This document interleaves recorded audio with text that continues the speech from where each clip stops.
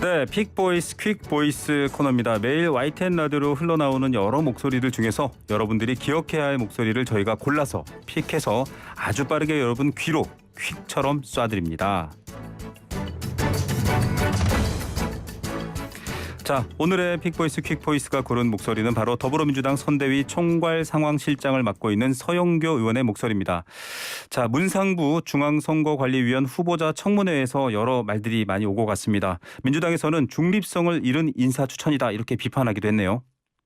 선관위원은 중립성과 공정성이 가장 중요합니다. 문상부 후보자가 선관위에서 일을 해와오셨고요. 예. 그리고 또 선관위의 사무총장, 가장 높은 장관급입니다. 사무총장도 하시고 또 그걸 끝내고 나면 상임위원도 하시고 그걸 다 하고 이제 몇 년이 지나서 다시 선관위원으로 국민의힘 후보로 추천이 됐는데요. 전문성은 인정이 되지만 국민의힘 그 사이에 너무 안타깝게 당원으로 가입하고 또 국민의힘의 대통령 후보 경선 일정도 좀 짜고 이런 일들을 했다고 합니다. 그러니 이제 더불어민주당이나 다른 곳에서는 이 부분이 중립성을 훼손할 수밖에 없다. 특히 선관위원이 되면 내년 3월 9일에 있는 대통령 선거와 6월에 있는 지방선거를 관리하게 되거든요. 예. 그러다 보니까 논란이 많았습니다. 많이 안타까운 내용입니다. 예. 예. 네, 이동영의 뉴스 정면 승부에 출연해서 한 얘기인데요.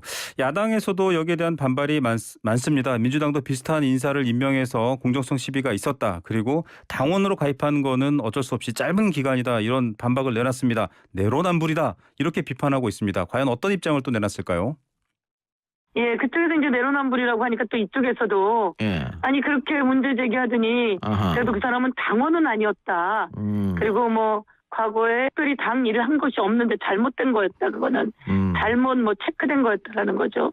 그래서 그런데 지금은 정확하게 당원에 가입했고 원래 이제 선관위원으로 있다 당원에 가입하면 그만둬야 되거든요. 예. 그러다 보니까 당원에 가입했던 것은 큰 문제다라고 하면서 오히려 내로남불이다 이제 이렇게 서로 이야기를 했는데요. 오늘 충분히 논의가 되었기 때문에 향후 다시 여야가 만나서 어떻게 할 것인가를 논의하게 될 겁니다. 네. 자, 여기에 대해서 여야가 과연 해법을 내놓을까요? 민주당에서는 어떤 방법을 취하게 될지 얘기 더 들어보겠습니다.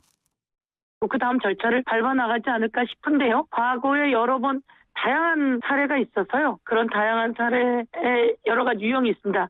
바로 청문보고서를 채택하고 표결을 하는 경우. 여기는 국민의힘이라고 당에서 추천한 사람이기 예. 때문에요. 국회 추천이라고 해서 국회에서 표결을 해야 됩니다. 표결 절차가 남았는데요. 그래서 이제 청문보고서를 채택하고 표결에 가는 경우도 있고 여야가 또 그 표결까지 가는 과정 속에서 청문보고서 바로 직전에 선관위원들은 청문보고서를 채택하지 못해서 중립성의 문제 제기가 있어서 표결도 한 몇 개월 미뤄진 예가 바로 있었다. 직전 선관위원들입니다. 예. 그래서 이제 좀 모두 다 선관위원만큼은 중립성을 잘 지키면서 추천했으면 좋겠다 이런 생각입니다. 예, 대통령 선거를 앞두고 있기 때문에 선관위원을 두고도 이렇게 여야 대립이 치열합니다. 어떤 해법을 찾아낼지 여러분들 YTN 라디오 뉴스 주목해서 계속 들어주시고요.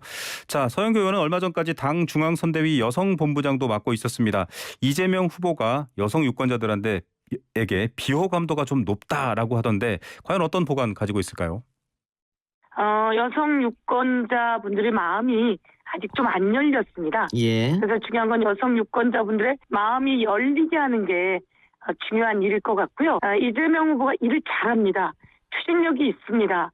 그래서 일 잘하는 후보의 모습, 거기에 이재명 후보가 살아온 것 자체가 약자의 어려운 사람의 서민이었습니다. 그러면 약자의 어려운 사람의 서민이었고 살아온 존재 자체가 그렇기 때문에 따뜻한 후보 그리고 여성들에게 안전한 사회를 만들어갈 후보의 모습을 보여줄 수밖에 없습니다. 그렇게 될 것이고 그렇다면 여성 유권자들이 마음을 열고 그 진심을 알아주게 될 것이다. 이렇게 생각하고요. 윤석열 후보보다는 여성 유권자들에게 호감도가 훨씬 높다고 생각하고 있고요. 예. 예, 그 검찰 출신의 그 배경을 좀 알고 있잖아요. 예. 그쪽보다는 훨씬 예. 호감도가 예. 높다 이렇게 생각하고 더 열심히 하겠습니다. 예. 말씀하세요. 네, 누가 좀 더 비호감인가를 두고 경쟁하는 안타까운 상황 지금 듣고 가신 청취자분들 또 국민들 같은 마음입니다. 자, 국민의힘에서도 여성 유권자들의 마음을 사로잡기 위해서 이수정 교수를 영입했습니다. 과연 여당의 서영교 의원은 어떻게 보고 있을까요? 이수정 교수가 들어가자마자 그 당내에서 문제가 많이 발생하더라고요. 좀 갈등이. 시끄러웠죠. 예. 그 당 자체의 그 존재, 당 자체의 속성은 어쩔 수 없는 것 같습니다. 이수정 후보가 일정 정도 역할을 할 것 같으니까 그거에 대한 견제가 들어오고 또 이수정 후보가 여성들 보호하는 일들을 또한 어떻든 주장해오고 그러다 보니까 그것에 대해서 또 문제 지적하고 이러니 그 당의 속성은 문제가 많다. 반여성적이다 이런 생각이 들고요. 그리고 또 사실은 이제 제가 행정안전위원회 위원장입니다. 제가 경찰과 이런 쪽이 제 소속 기관입니다. 예. 제가 정인이 보호 3법을 만들고요. 조두순 방지법을 만들고요. 그리고 또 살인범 공소시효를 없앤 태완이법이라고 아세요? 예. 제가 만들었습니다. 예. 사실은 많은 법조인들이 그것을 반대했었는데요. 제가 그 아기 태완이 이름을 따서 태완이법을 만들어서 이번에 화성 연쇄살인범도 잡게 된 거거든요. 예. 그래서 제가 대한민국 여성들의 안전, 아이들의 안전, 아이들과 여성이 행복하게 잘 성장할 수 있는 기반을 또한 만들어 나가기 위해서 뛰고 있는데요.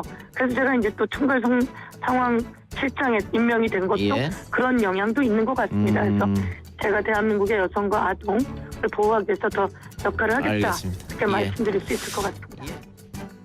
네, 대선을 앞두고 다양한 논란이 벌어지고 있는 정치권 소식 오늘은 더불어민주당 선대위 총괄상황실장을 맡고 있는 서영교 의원의 목소리를 들어봤는데요. 이 대선의 주인공은 대통령 후보가 아니라 국민들이겠죠. 여러분들은 어떻게 판단하실지 좋은 뉴스를 듣고 판단하는 시간들 저희 YTN 라디오를 통해서 마련해 드리도록 하겠습니다.